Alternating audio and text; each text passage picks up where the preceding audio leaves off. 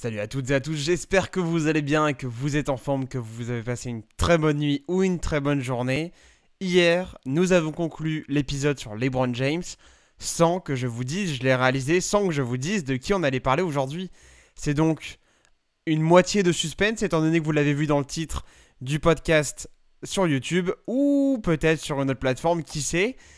Aujourd'hui, on va parler de Rafael Nadal. On va consacrer cet épisode à un champion absolu du tennis, évidemment, qui, au passage, a vraiment un super beau prénom. Je dis ça, je dis rien.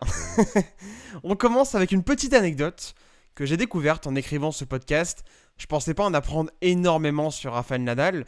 C'est pas du tout prétentieux, c'est juste que je le connais quand même pas mal. Est-ce que vous saviez que Rafael Nadal est bel et bien l'un des gauchers donc les plus célèbres de l'histoire du tennis, mais il n'en reste pas moins, dans tous les autres domaines de sa vie, un bon droitier. Et oui, c'est quand même assez marrant de penser que c'est le joueur ayant le plus de titres à Roland-Garros, et peut-être même un jour le plus titré de l'histoire du tennis, qui sait, quand on pense qu'il joue peut-être même pas de la bonne main, le mec est un génie absolu. Un génie absolu. Allez, on passe à une deuxième petite histoire sur Rafael Nadal.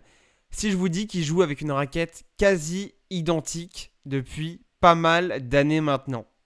C'est stylé, non? En fait, quand il est arrivé chez Babolat, donc son sponsor de raquette, pour ceux qui ne savent pas, ils lui ont conçu une raquette personnalisée. C'est la raquette Aero Pro Drive, je crois que je prononce bien.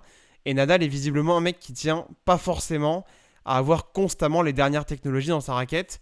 Du coup, même si Babolat ne la fabrique plus, et oui, il peigne l'ensemble de ses raquettes pour qu'elles ressemblent au dernier modèle de la gamme ou au dernier modèle tout court.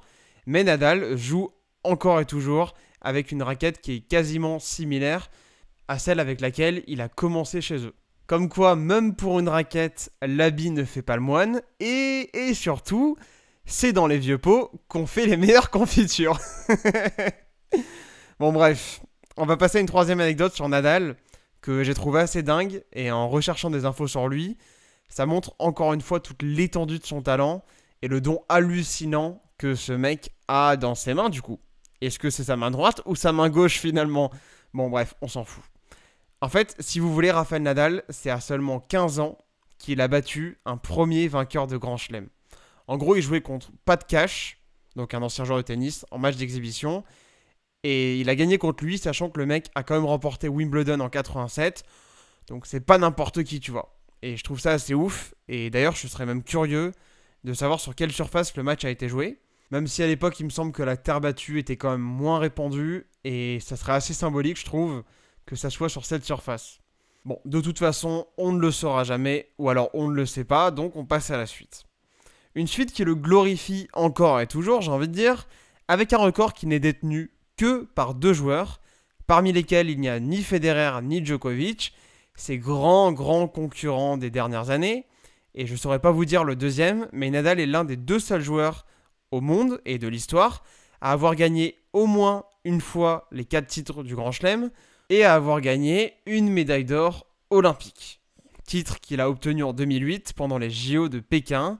Le mec est tellement solide, sérieux. Enfin, genre, c'est un truc de fou. Le mec est monstrueux, il gagne un nombre de titres pas possible. Et pour la dernière anecdote, aujourd'hui, je vais pas vous balancer toutes les statistiques de Nadal, parce que je sais que je vous en balance pas mal ce mois-ci, donc c'est pas forcément la peine d'en rajouter.